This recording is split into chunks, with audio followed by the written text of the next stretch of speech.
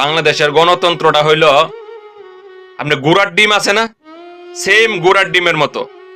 কারণ গুড়ার ডিমের কথা শুনে নাই এমন কোনো মানুষ নাই বাংলাদেশের মধ্যে, কিন্তু গুড়ার ডিম চোখে দেখার মতো লোক একজন আপনি খুঁজে পাইবেন না।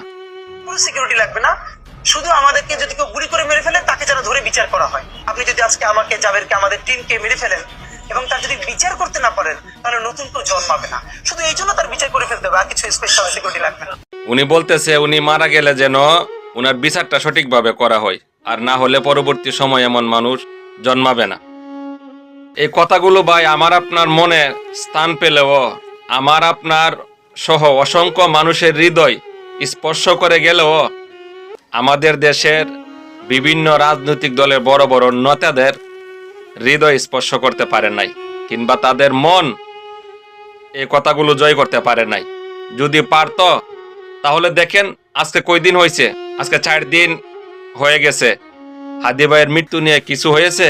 কিচ্ছু হয় নাই।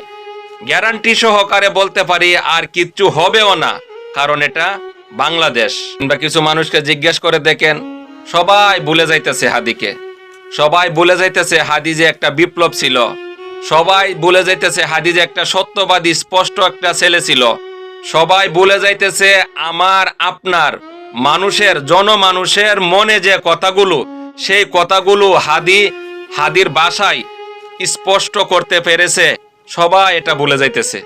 আপনি কি মনে করেন এই হাদির মৃত্যুটা সাধারণ একটা মৃত্যু? বাংলাদেশের পুলিশ প্রশাসন চাইলেই বহুত কিছু করতে পারে, কিন্তু হয়তো তাদেরকে সেইভাবে কাজ করতে দেওয়া হইতেছে না। আপনি এটা নিশ্চিতভাবে ধরে নিতে পারেন হাদির মৃত্যুর পিছনে বড় বড় রাজনৈতিক দলের নেতাদের হাত আছে। সেটা যে কোনো দলেরই হতে পারে। আর তা না হলে একটা বিষয় খেয়াল করে দেখুন, হাদির জানাজায় যে সব উপদেষ্টারা অংশগ্রহণ করেছিল, সেখান থেকে প্রধান উপদেষ্টা সহ কোনো উপদেষ্টাগণ এই কথা বলেছে যে আমরা হাদির বিচার যেভাবে হোক নির্বাচনের আগে করব? এমন কথা কোনো উপদেষ্টাই বলে নাই। প্রধান উপদেষ্টা সহ কোনো উপদেষ্টা মণ্ডলীও এমন কথা বলে নাই। তার মানে আপনি ধরে নিতে পারেন এই ইস্যুটা কই দিন, আর 10 দিন, 15 দিন, 20 দিন, একসময় সবাই ভুলে যাবে। আপনাদেরকে সিস্টেমে বুলিয়ে দেওয়া হবে। আর একটা কথা বলি ভাই, বাংলাদেশের গণতন্ত্র বলে না, গণতন্ত্র, ভোট অধিকার, নির্বাচন।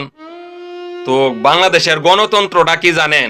বাংলাদেশের গণতন্ত্রটা হইল আপনি গুড়ার ডিম আছে না, সেম গুড়ার ডিমের মতো।